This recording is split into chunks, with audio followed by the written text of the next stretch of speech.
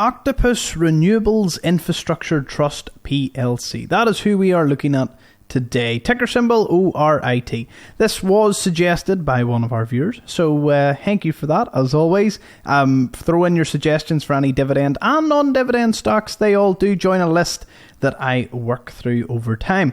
Now, this one is particularly interesting, kind of like, it's on the same vein as like Blue Solar Field Fund or the likes of Greencoat UK Wind.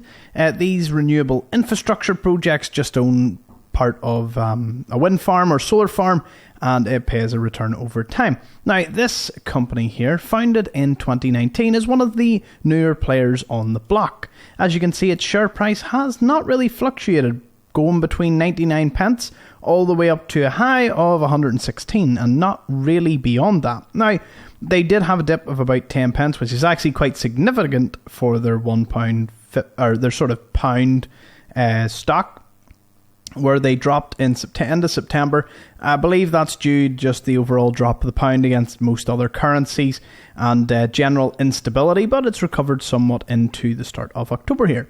Dividend yield sits at around 4.7, about 5%, according to the other dividend websites that we'll be using today. So let's go right into it. For this year, the revenue is up near 900%, but we'll delve into what that means. Okay, let's go. Into their wee Octopus Energy Generation website. They, of course, are accelerating the transition to a clean energy future, investing in opportunities of wind and solar assets. The company is a close-ended investment company incorporated to focus on building and operating a diversified portfolio of renewable energy assets in Europe and Australia. So, bit of a different, kind of thing. Normally, it's UK and Europe, but this one seems to be dipping into a bit further afield in Australia, where I imagine the likes of solar is very, very good. Now we can look at their investor section and about. We'll look at their investment strategy. Always good to see what exactly they are trying to do here. The objective is to provide investors, with an attractive, sustainable level of income and returns with an element of capital growth, by investing, of course, in renewable energy. So we've come through that. Let's go over to their portfolio. Portfolio is, I always have a wee look. I always love looking at portfolios of a company. And this is no different. So they've got a wind farm over in Sweden, 48 megawatts. You can see they've got solar in the UK, France, again, combined 240 megawatts. They obviously own part or all of these, expected to be operational in 2022. There's 175 megawatt solar one expected in 2024. So as this is a new company, they are acquiring not so much existing, but more so future projects. A lot of them are under construction or in the midst of acquisition. Actually, an awful lot of them are in construction. Poland, Finland, and in the UK. I wonder where the Australian one, I don't know why I mentioned Australia, because their portfolio has no Australian in it. Maybe that's just into the future. That could maybe be a real good thing. In Ireland, they are also developing a solar and they're developing something else for marine projects for offshore wind. Okay, so as we can tell, a lot of their projects are in the development stage, the construction or an acquisition stage, which means that maybe their stock price isn't super reflective of what they're going to put out in the coming, 2 to 3 years. That could either mean one of two things. One, their stock price could be quite lucrative to pick up now. Of course, no financial advice here. It could be quite lucrative into the future because a lot of their projects haven't even started yet, and generating returns will obviously take. Firstly, they've got to finish the stuff, and then they've got to take the returns in. But of course, every project that they do finish does add to their balance sheet, which is nice to see. Alright, so we're going to jump on over to Dividend Watch, one of the many free resources that we will be using. It's really good for tracking your portfolio. I do have an affiliate link if you want to check it out and go through that. I use it for all my portfolio videos, so a lot of you will be familiar with it. But just for a wee run through, we can, type in the search here, OIRT, and it'll bring us in, gives you the symbol, exchange, sector they manage, and obviously asset management. It goes down to give a wee bit of their stock portfolio. As of now, it's 31 assets generating 290 megawatt. But as you can see, a lot of those assets are under construction or development and have yet to actually come online. We can go down to their dividends. Now, they've been paying out at least consistently, and it's been growing. I know it says 0.01, but as you can see from the amounts here, they have grown from 2020 on to 2021, and 2022 is expected to be a little higher yet again. I always love stocks that do grow their dividend per share, and these renewable funds are quite good for that.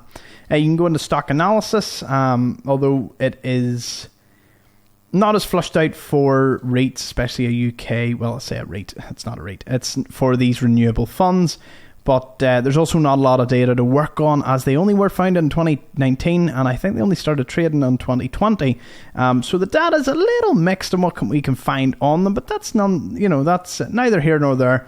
We can always spot an opportunity from a mile away. Financial health, we're on to Simply Wall Street, another website that I use here.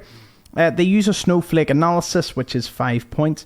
The value of the company, the future, outlook for it, past performance, the health, and the dividend. Now, of course, it is currently trading at 15% below their fair value. We'll look into what that means a little later on.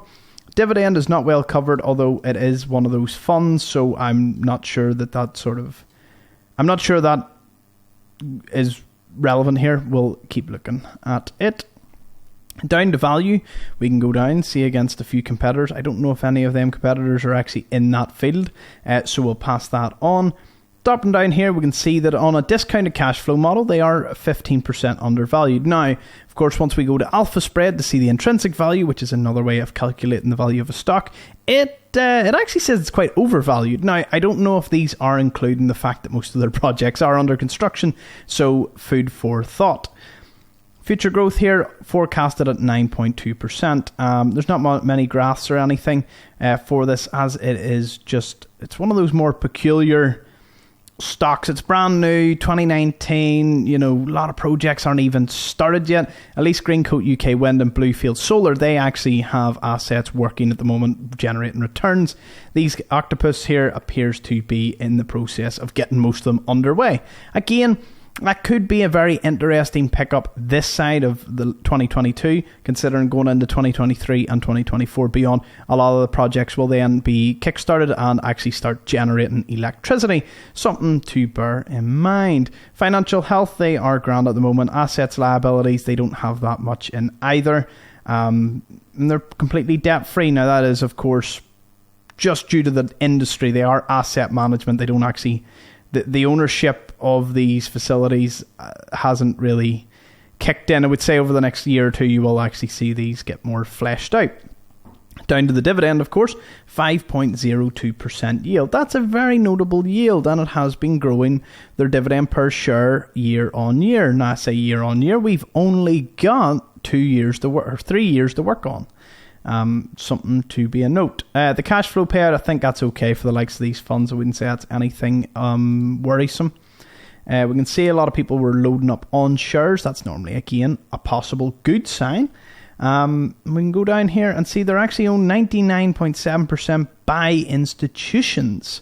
Let's see. I actually didn't see any. Oh no, BlackRock's down there 2%. And Vanguard's not even there. Wow, that's actually quite a remarkable thing not to see. So Schroeder Investment Management and a few other people are taking the top spot for this one. Okay, over to Dividend Max, another wee website that I use. Free to use, very handy for just even, you do have to sign up for certain aspects of it. But most of the time, it's pretty simple. If I had 100 shares, the last payout would have been £1.31. 100 shares would have been about £104, £106 at the moment. We can go on down here. They pay 4 dividends, so every 3 months. It's paid quarterly. You can see here the declaration date, ex-dividend pay date. Just for anyone relatively new, I like to run through this. Declaration date, that's the date to say this is the dividend, this is the ex-dividend and the pay date, and this is how much we're going to pay. So a lot of people look out for that date. Ex-dividend date's the date that you must own the share, but you should own the share the day before. So 10th of November, you would have needed it on the 9th in order to be entitled to get the payment date. So bear that in mind.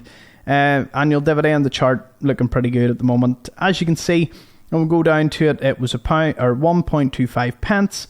Then it jumped to 1.31 pence from the start of 1.06. So it's not bad to see. And that is bearing in mind that most of their projects, again, are under construction or in the midst of acquisition or development. Okay. Now, Alpha Spread has a bit of a different lookout on them. They actually have them overvalued by 51%. Worst case, 63%. And best case, overvalued by 7% at the moment. Now, this, of course, is using intrinsic value. What is intrinsic value? It's a value based on a lot of the company's financials, cash, debt, net income, revenue.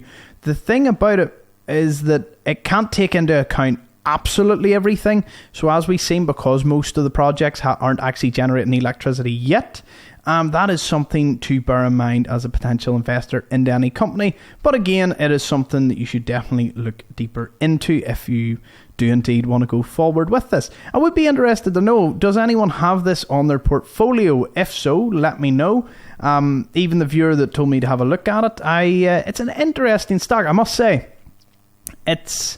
Now, I do have my qualms on most renewable stocks, such as, Greencoat UK Wind. I believe this also does come with, and I would imagine like most of these funds, maybe like a 10% cut of your dividend to them. So that's, again, something to bear in mind with these kinds of renewable funds. But yeah, nothing good comes for free, so you have to bear that in mind. Here, it actually says there's 495 megawatts. Okay. I don't know why it keeps stressing Australia. I'm guessing they do eventually want to move into Australia, or maybe they're in talks, but they didn't even list that on the website. Again, something strange just to note, but expanding to Australia would definitely give it a great diversity on location. I would imagine it would be solar. I suppose you probably get away with wind in certain places in Australia as well. Revenue, pretty good jump from 2020 to 2022, or 2021. Assets jumped again, liabilities, not much to be said. Financing, they have been doing a lot of financing and an awful lot of investing. Despite their cash flow not being major, they are growing for the future. And again, I'm actually going to say this is going to be on the radar for me. I'm going to keep an eye on them. I would love to pick up a renewable fund at some stage. For the portfolio, I have a few ideas for it, but let me know what you think in the comment section below. I'll be really interested to hear. And of course, if you want to use Trading212, this is the brokerage I use for all my portfolio videos, buying and selling stocks. There is a affiliate link that helps me out in the description. If you want to go through it, you might get a free share as well. They sometimes run a promotion for that. So yeah, thank you for watching, and see you in the next one. Bye bye.